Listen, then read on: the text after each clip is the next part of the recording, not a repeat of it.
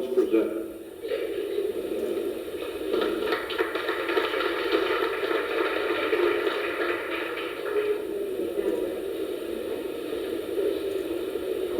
It's going to sound like we're inducting this gentleman tonight, but we don't have a plaque for him. But I'd like you to listen to a list of accomplishments for the man who is out of coaching in the Calumet High School wrestling program. Chuck Sanders was the first wrestling coach at Wabash College from 1956 to 59, where he coached my college coach, Max Serves, who retired this past spring after being the head coach there himself for 40 years.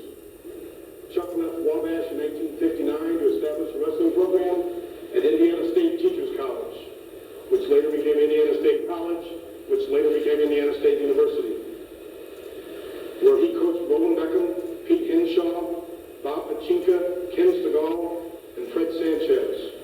This man's coaching has had an impact on nearly every coach who's ever been involved with Warrior Wrestling, and his impressive resume reads as follows. In the late 1940s, he was a member of the Indiana University 1945 Big Ten Championship football team. I believe he wrestled at Indiana University under legendary coach Billy Tom. In 1948, and I didn't know this till a week ago when he sent me this, he was a backfield coach under Coach Russ Steele at Hoover High School. In 1950, he got his first head football coaching job at East Gary Edison, which we now know as Lake Station. And from what it looks like, Chuck, they could use you right now. In 1953, he became the head football coach at Clinton High School. And in 1955, the assistant football coach at Wabash College, where he coached the offensive line. Probably the defensive line, too, because they went both ways back then. In 1956, he started the first non-club status wrestling team at Wabash. In 1959, he established the first Indiana Little State Wrestling Tourney. He hosted it, and he won it. He later won it as a coach at Indiana State, and this December is going to be the 42nd annual meet that will be held at Wabash, where it started. In 1959, he came to Indiana State to become the defensive coordinator on the football team and to establish a wrestling program. In 1960, he did that. Indiana State started a wrestling program as a club sport because back then freshmen weren't eligible to compete on the varsity, and he only had freshmen on his team, so they probably got beat up a little bit, but they got tougher for it. And if you look at one of these shirts over here, I'm sure it says steel sharpens steel in that room from the people I know on that team. From 1960 to 1970, he built Indiana State University into a national power against some of the top competition in the country. He won the Indiana Collegiate Conference several times before moving up to Division I. And behind Rolland's back, I got a hold of his scrapbook about a year ago from his daughter Carrie. And I was very impressed as a coach and as an athlete because one of the teams that Chuck coached won the Indiana Collegiate Conference with 8 champions. There were only 8 weight classes. Dan Gable, who anybody knows anything about wrestling, that was one of his goals. He wanted to win the NCAA championship some year, and he wanted to have 10 champions, which is ridiculous to most people, but Gable had 5 one year, so he got close. Chuck actually had 8 individual champions at the ICC. He was a top 10 finisher at the NAI 4 times, and he coached several NAI All-Americans, one of which he's going to induct in our Hall of Fame tonight. He coached 5 NCAA All-Americans after Indiana State moved up from the NAIA, and he coached an NCAA runner-up who I believe was Bob Ferraro. In 1970, he was selected by the National Wrestling Coaches Association to coach the East team in the East-West All-Star Classic at Iowa State. In 1970, he retired from coaching to become the departmental supervisor of student teachers at Indiana State University. And in 1970, he also began an officiating career that spanned 25 years and included several Indiana Little State tourneys, several Big Ten tourneys, Mid-America Conference tourneys, and 3 NCAA championship tourneys. In 1976, he was inducted into the Indiana High School Wrestling Coaches Hall of Fame for his contributions as a coach, official, and contributor of Indiana wrestling. Won't you please welcome Coach Rolland Beckham's college coach at Indiana State University, Mr. Chester E. Chuck Sanders.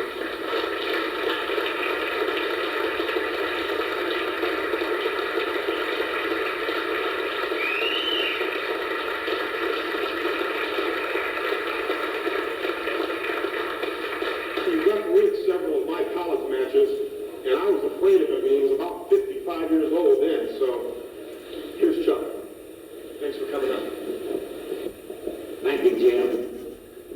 I believe you gave that exactly as I told you. I corrected the grammatical mistake.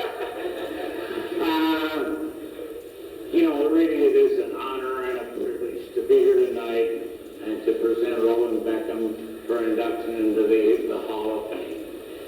Looking over the crowd here and everything like that, I'm going to tell just a little story. I hope I won't offend anybody by it. But years ago, I was at the National Football Coaches Convention and sat in on a session of the legendary Bear Bryant. Bear took this job at the University of Alabama in Tuscaloosa. They bought a home in this affluent neighborhood. There was a lot of work that needed to be done in regard to the lawn, the landscaping, things like that. He enjoyed doing this, so that he thought he would do this himself. So therefore, he was working and really making a lot of progress. And one day, a lady stopped him, by the house. She said, "Mr. Hamilton, I am really impressed with the work that you are doing. I could use someone like you to work for me. I would be willing to pay you, whatever, this lady here pays you, or maybe even more." So she said, "What, by the way, do you get, for working for this lady?" He said, "Well," he said, "not very much." He said, "Maybe I get a cup of coffee, and maybe she might give me a sandwich and a cold drink for lunch." But he said, "Hey, she lets me sleep with her, and you talk about grinding tires. I mean, getting away from there." So, Rolland Bèckham, to me, I think was one of the finest experiences I had working with young people. He was probably as fierce a competitor as I have ever had.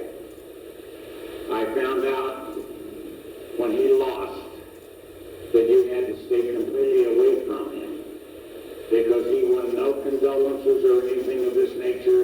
He wanted to be left alone. He did not lose very often.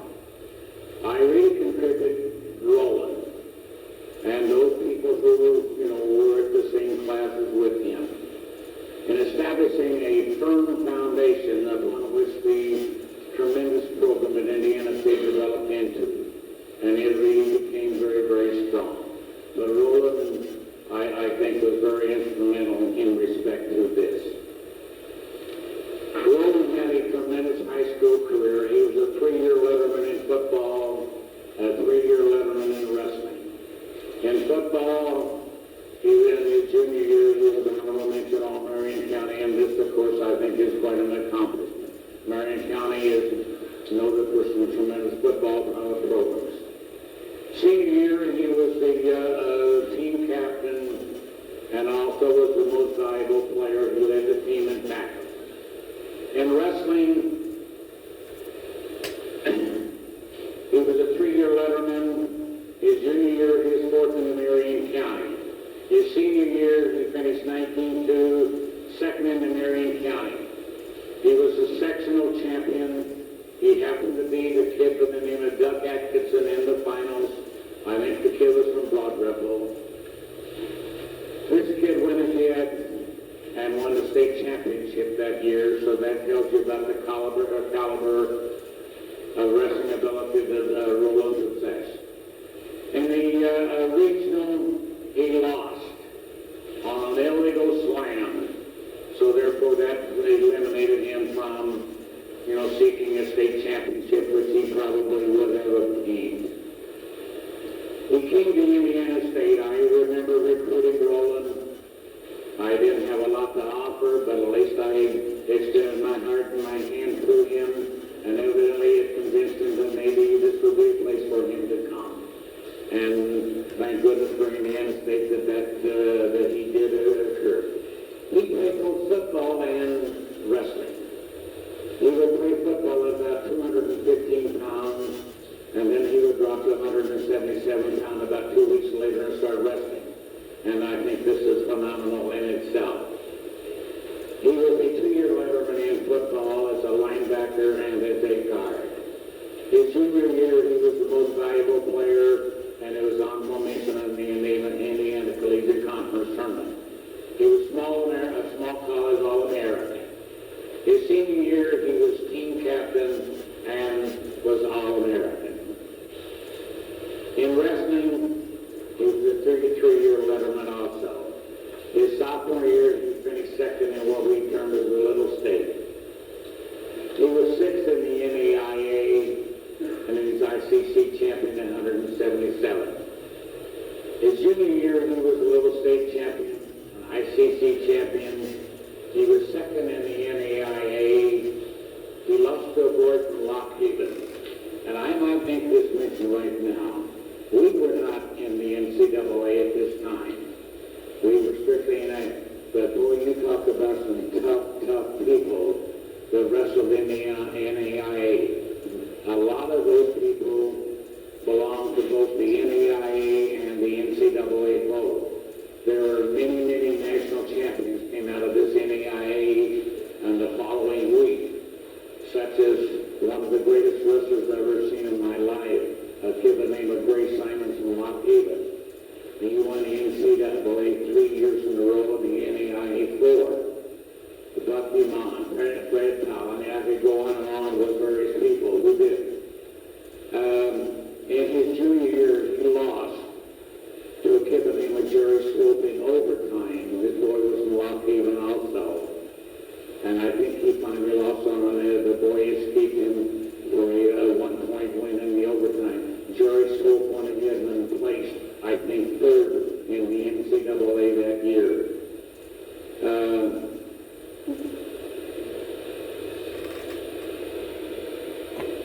In his senior year, he was ICC champion again, third in the NAIA.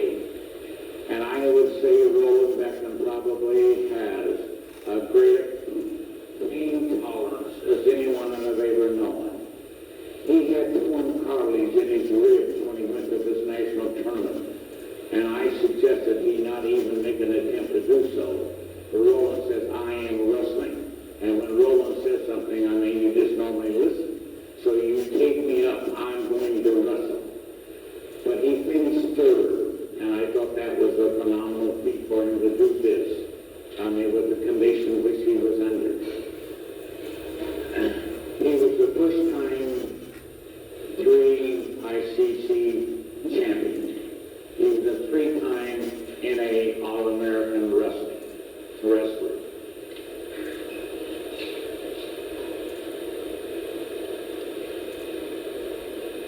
He had a phenomenal coaching man. He took his first job at Hammond Gallup.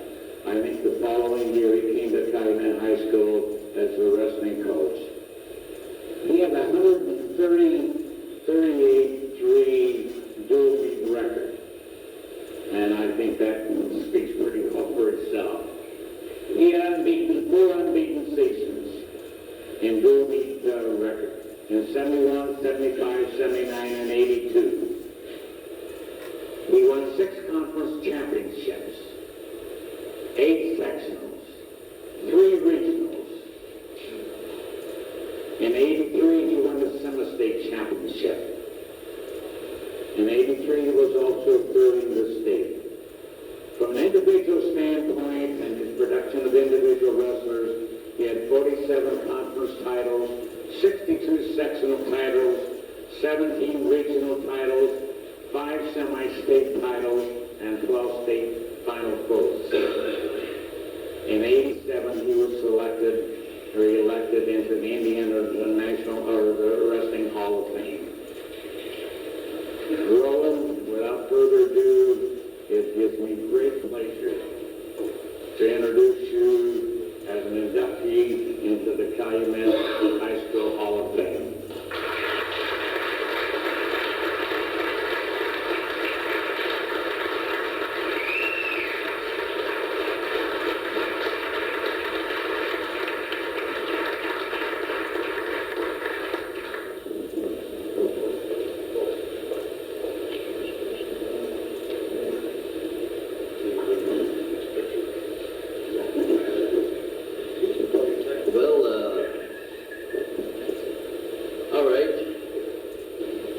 want to skip all the bullshit about having been somebody and done something. And the coach, I had some of the greatest times of my life with coach, and what we started, what we did at Indiana State, hopefully will never be forgotten. I want to get back to the township because I love this place more than you guys do. I need to do a little humor here so that I stay straight, but Lisa Peterson's speech was much shorter than mine's going to be. And Lisa was a great friend and a great athlete, and you cannot even tell where so many of our kids came from and who they became is what I measure my success by, and I know other coaches in Calumet Township, and being the small community that we are, sometimes we don't get the publicity that you might get at a larger high school or things you do later in life. But I was a wrestling coach and came out of Indiana State with Coach Sanders and went to Hammond Gavin. And the guy there didn't know anything about wrestling. And so I asked him to quit after the season. And I said, I'll take the head coaching job. You can be my assistant.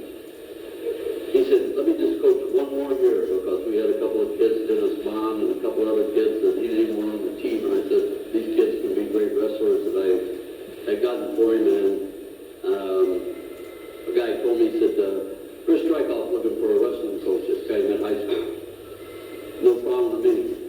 Now this is where the story begins. I go over to see a guy named Chris Strikeoff. I don't even know this guy. All I know is he's a basketball coach and athletic director. I go in his office, I sit down. He says, well, tell me what you've done in wrestling. I go through some of the stuff that Coach Sanders said, because he made part of that up. That I said, well, I've been champion this, champion that, and, you know, that I really want to be, my life's thing is to be a wrestling coach.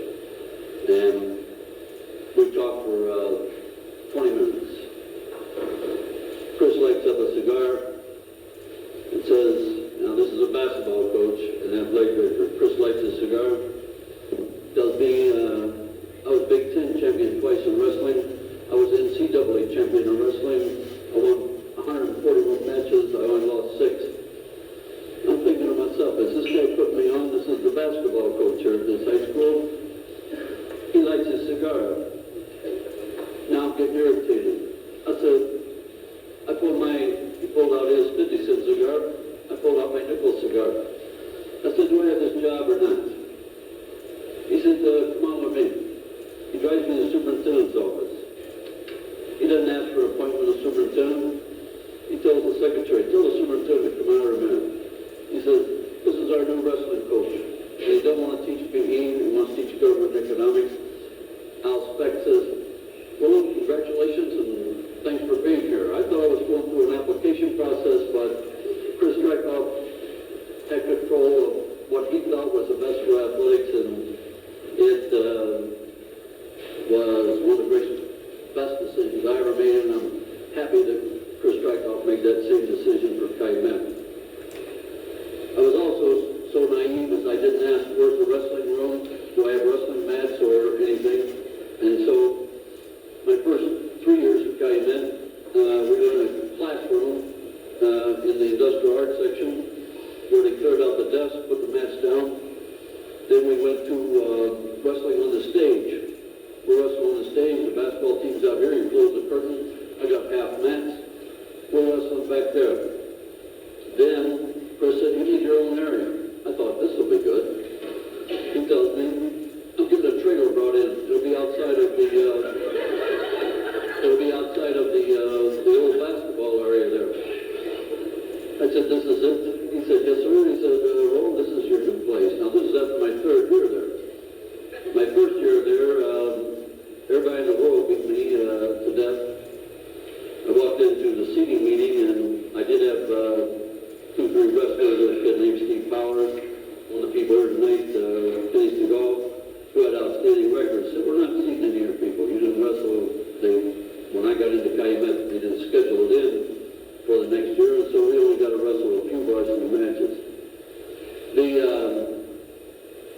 That year, me to politics. I'd been at Calumet, I taught one other place. I come to Calumet High School. I coached through the season. He said, we need a new field house here. I said, yes, we do. Now, I'd been in the trailer, the classroom, and this place. He said, you and I are going to walk door to door through Calumet Township, elect a new school board, and they're going to build this new stadium that will have all of these deluxe facilities for wrestling and springing and swimming and basketball, and we're going to build a theater in the old gym. And he had foresight and things that nobody else had maybe in Calumet Township, or would always consider us a poor community, or that we wouldn't have these things. And before today, when people are battling over $6 million high schools and stuff, Chris went to work on doing, I don't know what it cost at that time, Sopco would know, but maybe $800,000 for this thing and that thing, and do this for the kids of Calumet Township. So we started this walk door to door, and that was probably my greatest experience.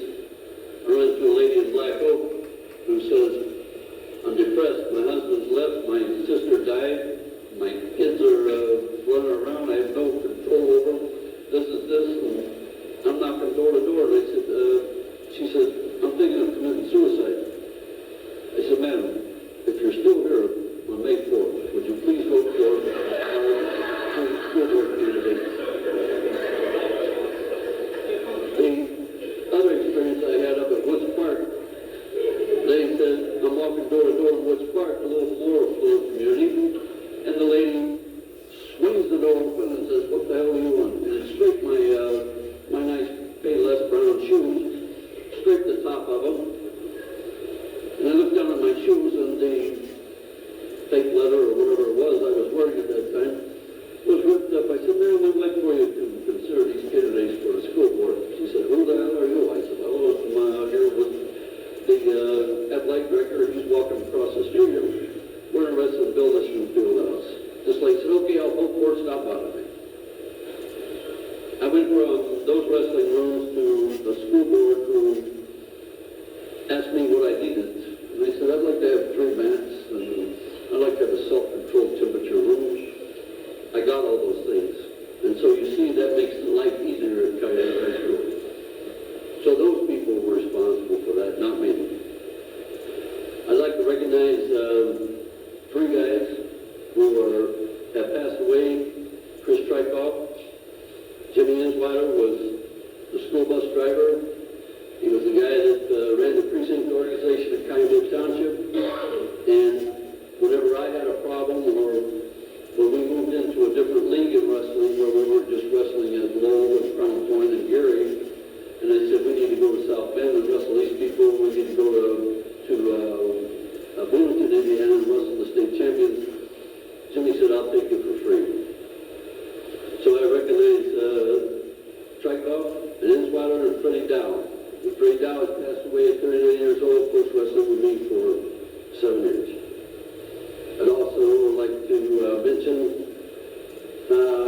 Nick Julius and Bob Tozer, 2 of the greatest principals ever at Calumet High School, because they were the first people not afraid to fire bad teachers. They also, when I was going to Bloomington, they said, how much you need? I said, I can sleep 6 kids in a room. Just let me go there to go wrestle these people.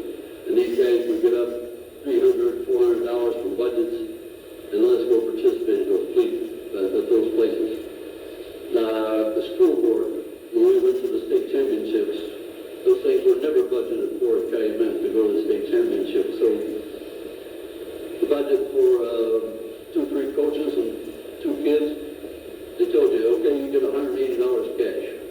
That was to stay overnight twice and eat 8 or 9 meals, which my kids didn't eat, and neither did the assistant coaches.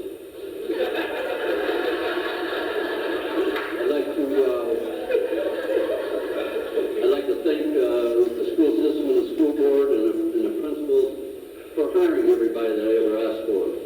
And that was the secret to my success again. I had great people that surrounded me all the time. Bob Pachinka, Pete Hinshaw, Mike Church, Doug Sterwitz, who, when I was leaving, became the swimming coach. transition and had a little something to do with Kenny being made the head coach. And Kenny and those guys carried on that same tradition, and I coached Fred at Horace Mann, and which I did after I got through coaching at Calumet. I go coach Horace Mann's wrestling team. Those questions that you've always asked yourself about what does Rolland Bèckham, was this true or not true? Let me just give you a few of those. Did I ever leave a coach who was at the high school all the time when we were going to Bloomington, Indiana? Yes, I did. He rode a Greyhound down to Bloomington on his own. It took him 6 hours to get there. Did I ever tell a kid when we were wrestling Munster and they had the second best team in wrestling besides ourselves? Did I ever tell a 98-pounder, you walk home if you lose this match? Yes, I did. But I picked him up on 45th Avenue with a bus. Did I ever tell Ray Fletch's father, I will close your lamb business on Saturdays? Will I close your grocery store in Chicago? Yes, I told him that. Because he was going to take Ray out of college at 16, or out of high school at 16 years old. And Ray went on to become a Wabash graduate and a very extremely successful businessman in national bonding. Did I ever get crazy with a counselor? On 4 different occasions. I've been reading counselors because I sent a kid down there and I said, tell her you're going to college. Kid comes back and says, I'm not college material. I had to immediately leave my classroom, walk down to the counselor's office, close the door, and ask her if she was out of her goddamn mind. And those people are all college graduates now, by the way. That was just like a tune-up that I do with people once in a while. When I was younger, I used to do a tune-up once in a while with people. Did I ever threaten to kill Steve Bellich, who was in charge of purchasing, because I told him wrestlers needed some free shoes as well as the ones we had to pay for? Yes, I did. And to Bob Joseph, I say unabashedly tonight, in my 17 years at Calumet, and this one full day. And Bob, when I told you I didn't feel well, I was playing poker at the cafe, and it started the night before, and I played 24 hours through. And I feel very good now, Bob, but that's off my chest. People used to say, Calumet does well in wrestling because they got tough people. I never had a tough guy in the room. I probably had more things with that. Those guys lasted 3-4 days. We had something I'm proud of. We had 3 valedictorians at wrestle. We had 2 salutatorians at wrestle. And we didn't have these people because these little skinny guys, like Willie Watkins and Ray Flax, would beat their ass in the room, and these guys would be out of the room in 24 hours. The guy wasn't back the next day. I think as I've gone through life, whatever I've accomplished and whatever I've done good, some things with the county park department, but my having sent 40-some kids from Calumet to college who might otherwise not have gone, and our graduation percentage is huge. Here tonight is Willie Watkins, who's already in the Hall of Fame and has been businessman in the city of Gary 3 different times. And with all due respect to Willie, where Willie came from at the small farms and who he is today is something that I hope wrestling had some part to play with. And Ray Flax, Kenny Seagal, Freddie Sanchez, I could go on and on about those kids who accomplished these things. As I'm ending, I'm hoping my life is going on, but as I'm ending, I think I'm probably the only guy, maybe it'll be a toss-up, but I had 2 of my children graduate from Calumet High School and had the best education they could ever get. And I never told them, but I would go get their schedule in August while I was coaching football, see what they had, and upgrade them a little to a teacher that I thought was a little tougher, and my son would come and say, oh my God, I got Johnny Gray for English, and I'd have 2 cards printed out so it didn't look like it was handwritten, and it would be a new IBM printout for my son, so that he can see that by just the luck of the draw that he got Johnny Gray, and my daughter would just accidentally have Pauline Yasko for algebra, and that they might just have Carl Treikoff for health. And my son would say, "I've got the worst schedule in the world. None of my friends have these kids." I said, "Smile into the dog." And that's my son, Amy Bèckham, who we're very proud of here tonight, and assistant athletic director at Maryville High School. My son is a teacher in Maryville School System, and my daughter Carrie is a counselor, at Calumet Junior High.